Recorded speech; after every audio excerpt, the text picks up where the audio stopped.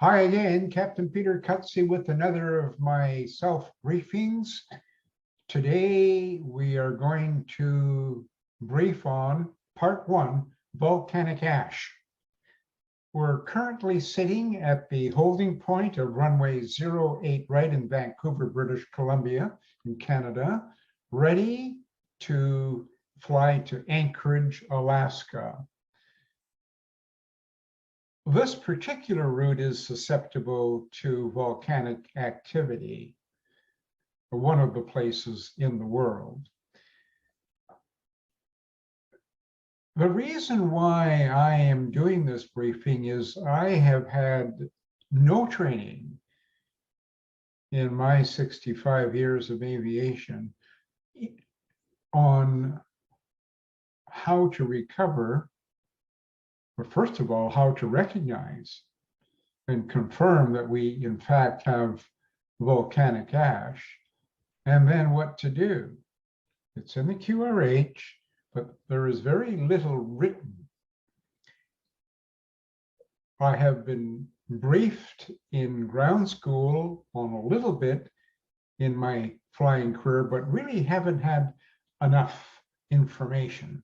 So that's what I'm going to try to bring to you in a few parts. So this will be part 1. And while we're waiting for takeoff clearance, we'll go ahead and have a look at a couple of documents, one in particular, which really outlines beautifully of what we should be looking for in order to identify volcanic ash. It's in the Flight Safety and Volcanic Ash document 9974, an ICAO document.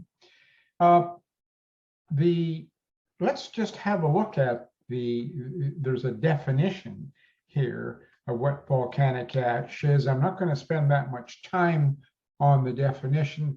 I want to really focus on how we can recognize. But basically it consists of mostly of sharp-edged hard glass particles and pulverized rock. It is very abrasive and being largely composed of siliceous materials that have a melting temperature below the operating temperature of modern turbine engines at cruise thrust. Volcanic ash forecasts serve to levy the probability. So it's important you know how to read NOTAMs, and what you want to check for when you're checking weather, you will be checking for, of course, anything related to weather. Volcanic ash is one of the most serious, if not the most serious, of weather risks to flight. So let's get right into ash encounter indicators. In day visual met conditions, VMC, a precursor to a volcanic ash encounter will likely be a visual indication of a volcanic ash cloud or haze. Cloud or haze. We have a little picky here. This is more than a cloud or haze. This is right off of the top of a volcano. But getting back to that, that's what you would actually see. Indicators that an aircraft is encountering volcanic ash are related principally to the following: odor, haze, changing engine conditions, airspeed, pressurization, static discharges, and any of these should suffice to alert the flight crew of an ash encounter. Blockage of pitot and static sensors resulting in unreliable airspeed indications. If you're a subscriber to my Google Drive package, I've talked a lot about unreliable airspeed. And windscreens rendered partially or completely opaque. You can't see. You wouldn't be able to see the land if you went through a cloud unless you had HUD. And that's why some carriers have HUD, heads-up display. Contamination of cabin air requiring the use of oxygen masks. Well, we'll get into the QRH later, but let's go back to those items that we just talked about. Odor. When encountering volcanic ash, flight crews usually notice a smoky or acrid odor that could smell like electrical smoke, so not to be confused. Burnt dust or sulfur. Burnt dust and sulfur are very easily identifiable. Haze. Most flight crews, as well as cabin crew or passengers, see a haze develop within the aircraft, cockpit and or cabin, and dust can settle on surfaces. Changing engine conditions, engine surging, torching from the tailpipe, which passengers would observe. You wouldn't see that on the flight deck. And flameouts, well, hello. Perhaps loss of thrust on both engines. And history has proven just that in more than one circumstance over the last 30 or 40 years. Engine temperatures can change unexpectedly, and a white glow can appear at the engine inlet. Airspeed. If volcanic ash follows the pitot tube, the indicated airspeed can decrease or fluctuate erratically. Unreliable airspeed. Now you are working with multiple problems. Because when we look at the QRH later, you're going to have to descend if you've identified it as volcanic ash. But if you're going to descend and the ash has caused unreliable airspeed, you've got memory items to handle the airplane to ensure. So you've got to be very careful at really learning what I'm talking about to be able to identify the situation. And the QRH, when we get into it in another part, actually stipulates the fact that you've got to consider descending and turning immediately. Believe it or not, they're not memory items.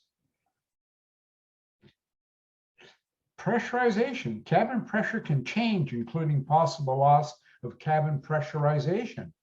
That could be another non-normal. You could have multitude non-normals if you actually encountered volcanic ash. Static discharges, a phenomenon similar to St. Elmo's fire, where glow can occur in these instances. Blue-colored sparks can appear to flow up on the outside of the windshield, or a white glow can appear at the leading edges of the wings at the front end of the engine inlets. Daytime, you may not see as much, of course, as what you would see at nighttime on the windscreen. Crackling noises also accompanied with the blue-colored sparks.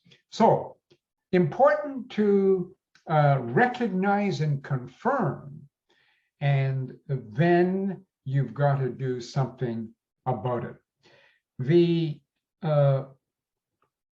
I've got a little sample here of a NOTAM. When you are doing your pre-flight and your briefing and you're getting ready for your flight, you want to make sure that you do check the NOTAMs, of course. And if you do have a preempt, then you know that you will have to more than likely have a rerouting, and you've got to get on to your dispatch and ensure that that has all been taken care of. Many airlines have additional standard operating procedures of, yes, you can operate through an area that is reporting volcanic ash, but definite procedures in circumnavigating, going below or above, depending on the reports, and clearing the area by so many thousand feet. You must follow your company standard operating procedures. Basically, it would be to circumnavigate, well clear, and in many cases, canceling of flights is the wise thing to do. Here's just a quick look at the QRH. We're going to get into that in another part. But I want you to have a look. There are 2 pages in the QRH outlining volcanic ash. And what I want to bring your attention to is the fact that this is a very severe situation. And as we've talked about already in the ICAO document, the static discharge, smoke or dust, or an acrid odor, if you notice, Boeing very aptly and correctly put a caution: exit the volcanic ash as quickly as possible. Consider a 180-degree turn, consider a descending turn as quickly as possible. Hey, this should be recall. It's not. Don oxygen mask and smoke goggles as needed. Should be recall. Establish communication. All throttle if engaged, disengaged. Thrust levers closed. This reduces the possible engine damage or flameout or both by decreasing EGT. So I'm bringing this up because I feel that we should be doing these items, at least the initial items, by recall, because of what we're going to look down here. Engines do not run normally, go to the loss of thrust on both engines checklist, and that calls for recall items, of course, as we have seen in previous videos that I've done on loss of thrust on both engines. So there's food for thought for part 1. Thanks for watching. We'll see you in part 2. We'll be airborne en route to Anchorage, and we'll get into an actual situation, and we'll follow the QRH. Thanks for watching.